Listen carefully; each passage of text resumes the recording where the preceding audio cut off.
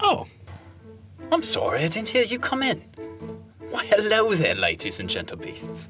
You seem to have caught me on my day off. No worries. Well, allow me to introduce myself. I am Mr. Crumbleton, Eden's resident narrator and historian, among other things.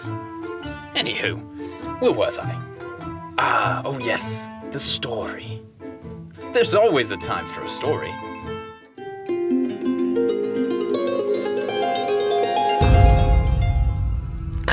Come in. Welcome. Do you have time for the whole story? Or would you like to make your own? Splendid.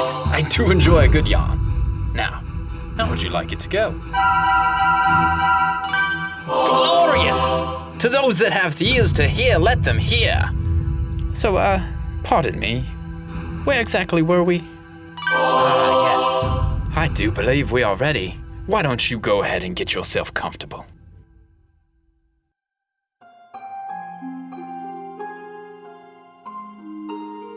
Once upon a page within a time, the very first word was written, and at once brought the gift of life to the story. Though it may seem like everything was created in the blink of an eye, it took the tale eons for the land that was called Eden to be formed, and the fullness of all colors to soak into the sky. The author lovingly filled this literary land with incredible amount of variety. Each inhabitant was designed to be utterly unique in appearance, personality, and purpose. As each inhabitant grew, they used their natural talents to freely cultivate the creation and create new areas of the pages. Thus, the story flourished into a glorious wonderland. With every new development, the plot continued to weave its way into the depths of the pages, and yet every detail was laid clearly before the author outside.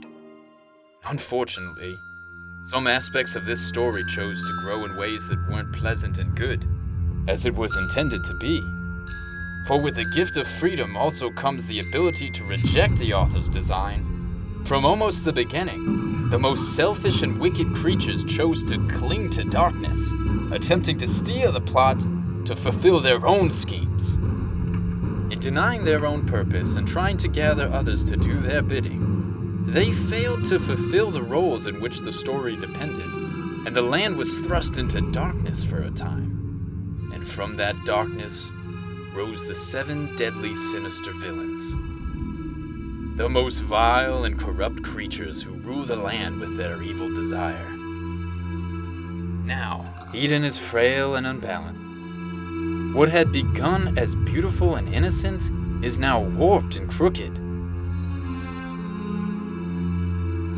The villain responsible for initiating this treachery is a race that goes by the name Entropy.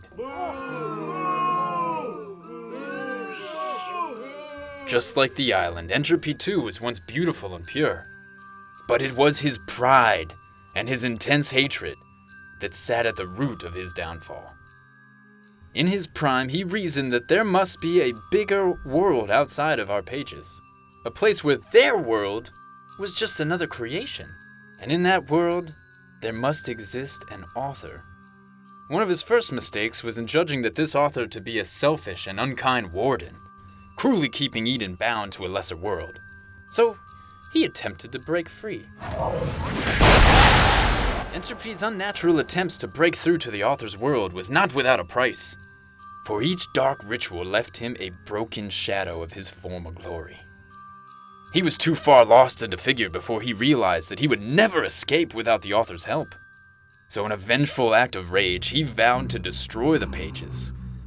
From the shadows, Entropy used his powers of persuasion to urge the strong to unleash their strength upon weaker species, taking the land of Eden as their own. Most of the inhabitants saw the immediate benefits to be gained in this cold-hearted strategy. The author unflinchingly opposed this wicked development in his beautiful story. He empowered those who bravely resisted Entropy's scheme. These heroic creatures were able to seal the wicked race into the detention dimension. Nevertheless, even with Entropy safely contained, many other predators still continue to diabolically prey upon the weak. So to this very day, the 7 deadly sinister villains still exercise their control throughout Eden. But fear not, there is hope. Although it exists in the most unlikely of all heroes. This is Slash Talon. His life has been mostly sheltered, as he has been raised by TV and video games, protected within the obsidian-armored walls of the Dragon Keep Castle. All of that is about to change. In a mysterious stroke of the author's brush, Slash's castle is completely erased beneath his feet.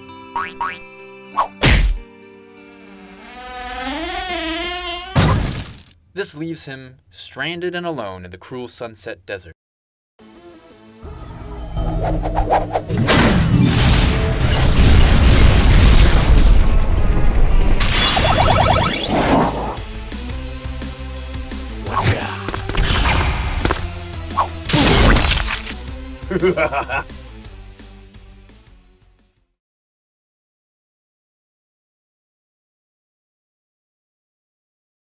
Now, Eden is frail and unbalanced. What had begun as beautiful and innocent is now warped and crooked. This is Slash Talon. Booyah!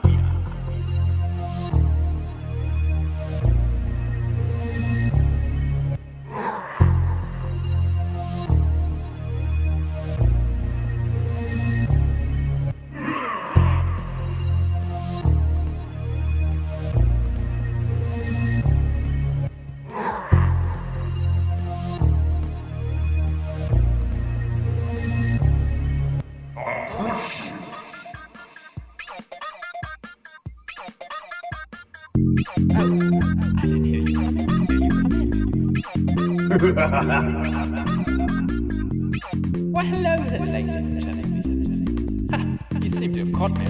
Deadly sinister villains do exercise control over the major areas of England. What you gonna do, Pansy? Watch out. Game over this power.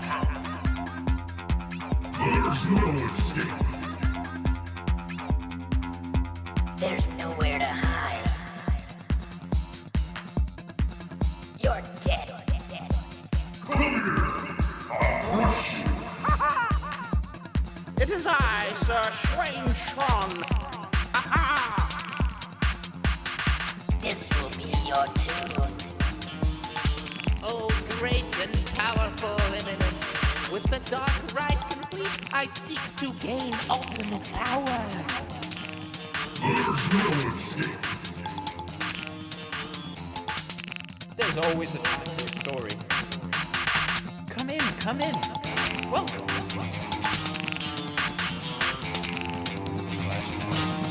Booyah!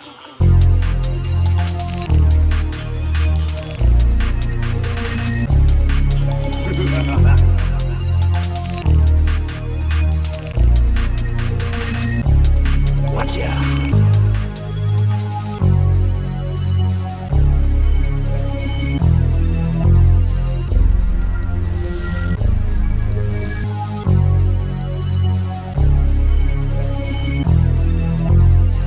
Do you have time for the whole story, or would you like to make your own? You want more?